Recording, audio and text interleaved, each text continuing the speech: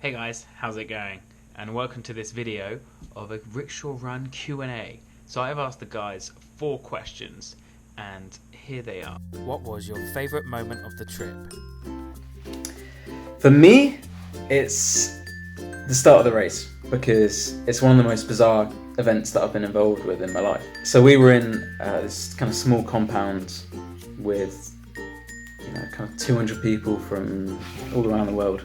All of them, kind of crammed into, we probably had about 100 rickshaws in there, right? Everyone with their engines turned on, like smokes, fumes heavy in the air, sort of raring to go. And when the countdown hit, they opened this gate, which was like 3 meters wide. And they just said, on you go then, see you in 3,000 kilometers north. And it just took ages trying to get out because everyone was sort of muscling their way through, trying to get out. And it was absolute chaos, but at the same time, just so much fun.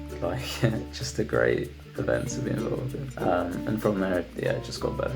What was my favourite moment? That's hard to say because there were so many great moments. I really liked the evening we spent in Goa where we met a dog, a feral dog, and became friends with it. And it followed us around for a while and then joined us when we went for a swim in the sea in the middle of the night, which was awesome and dangerous. Speaking of danger, another really great moment was pretty much the entire last day of driving, where it was like 20 hours. We started by escaping from a sketchy sitch and then just drove for way too long. Again, probably not a safe idea. What was my favourite bit of India? Well, there are so many different things I loved about India. Its savage beauty, its strange and otherworldly way of connecting to your soul. In terms of the moments, there are a few things that kind of stand out. My kind of first big one for me that I want to mention, it happened right towards the end when we were driving up to Jaisalmer, only about an hour away. It was right late at night, we were all knackered, the rickshaws were falling to bits, the lights were all out. We'd just gone through a horrible thunderstorm, which was well cool by the way, weaved in and out of sleeping cows. We just stopped about an hour away, deserted road, just fields all around us. I sat there and looked up at the stars for a bit and just had a little breathe before we went off to the big major party and kind of got all things kicking off there. It was really nice for me because I just thought you could kind of sit there and just reflect on what had been a really awesome experience in 2,500 kilometres of just being bombarded with all these different experiences, and I thought that was a awesome way to do it.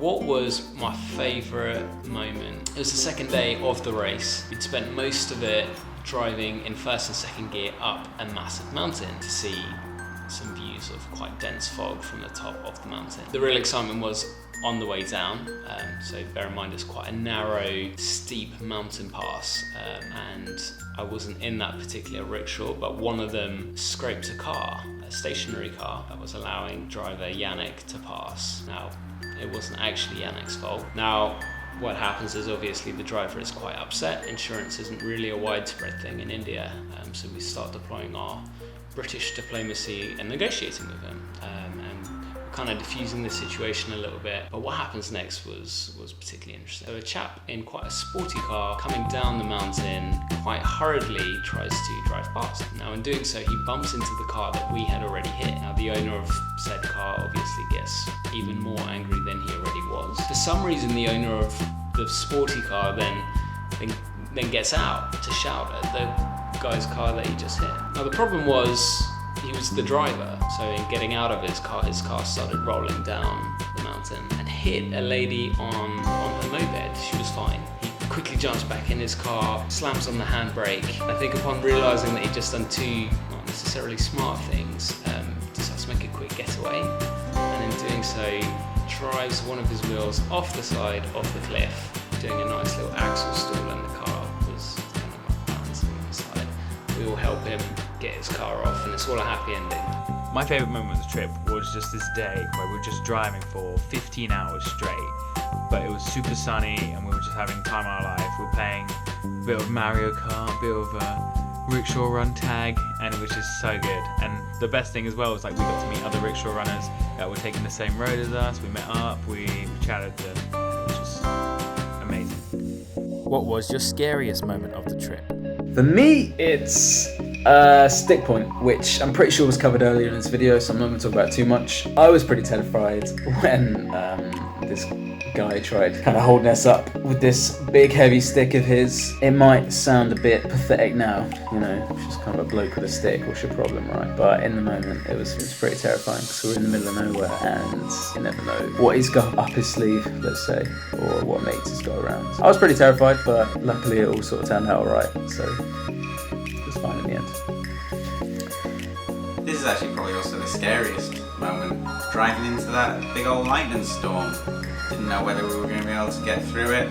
Didn't know, we kept wondered how lightning works. Would lightning just hit the rickshaws? We didn't know, but we just went for it anyway.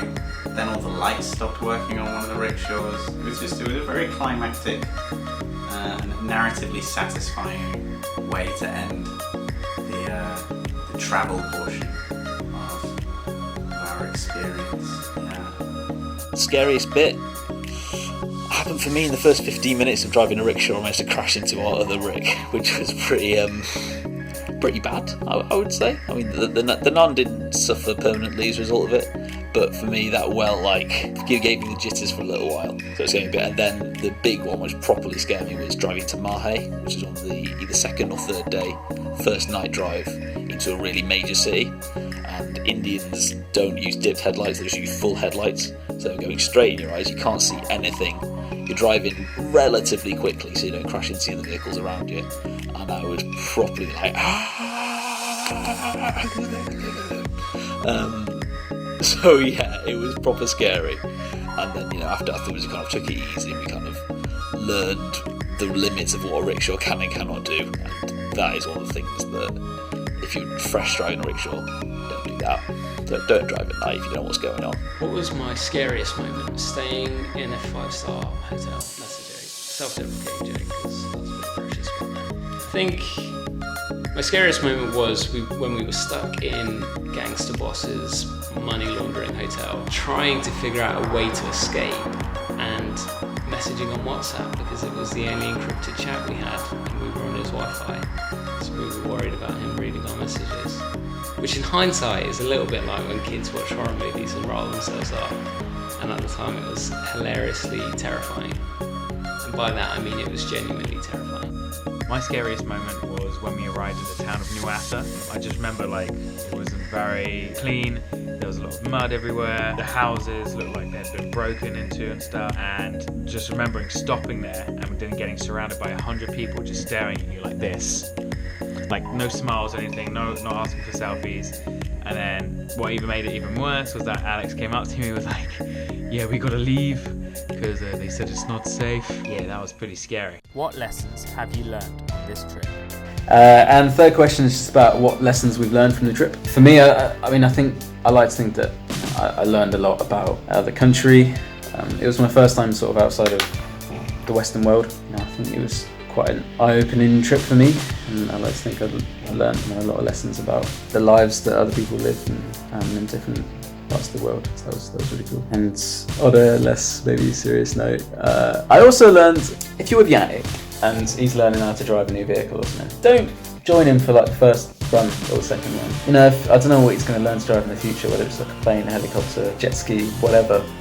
Just let him take the first couple of runs himself, because he's a great driver, but you know, it seems that he likes to test the limits to begin with. So if he's starting to drive a new vehicle, go grab a coffee or something and enjoy him later on, once he's had a chance to test the limits, let's say. Lessons. What did I learn? What have I changed about myself as a result of the experience? I think I was never particularly risk averse before, but now I've gone way off the deep end. I just do whatever and don't care what happens to me. You know? Maybe I die, but I'd never know. So I've learned 2 lessons on this trip. The first one being go with the flow. So at the beginning of the rickshaw run I was very planative in the sense of we have to make it to this town and we have to do this much distance, you know, and the guys wanted to see more sightseeing stuff, and in the end we actually did do more sightseeing stuff, which I'm really grateful for, because if not we would have just seen the road. Going with the flow actually really helps out because you get to see some wonders that you would have never planned for. The second thing that I learned is gratitude. Just grateful for the life that I've been able to have and like the adventures I've been able to go on. And yeah, I'm really thankful for it. What did I learn? That genuinely India is a lovely place. The people are very kind. The country is just beautiful. The nature is great. I would recommend it to anyone. In fact, I even got this "I love India" inscription on me.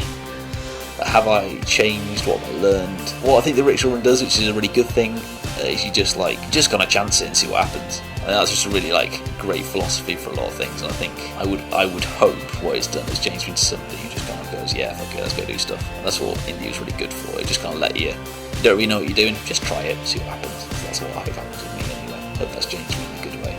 I don't end up doing stupid things and just falling off bridges or something. Would you recommend this adventure? Well, it was a little scary, but it was also one of the best things I ever did. Would I recommend the rickshaw run? Yeah. Yes, I would recommend the rickshaw run. The rickshaw run is something I would recommend wholeheartedly. Yeah, of course I bloody would. As long as you're not gonna be completely lame about the whole thing. Yeah, just really enjoy it. It's like one of those things. You might as well do daft stuff while you. The rickshaw run is really, really fucking stupid. Monumentally a bad idea. But if that interests you, knock yourself out. Give it a go. I would recommend it.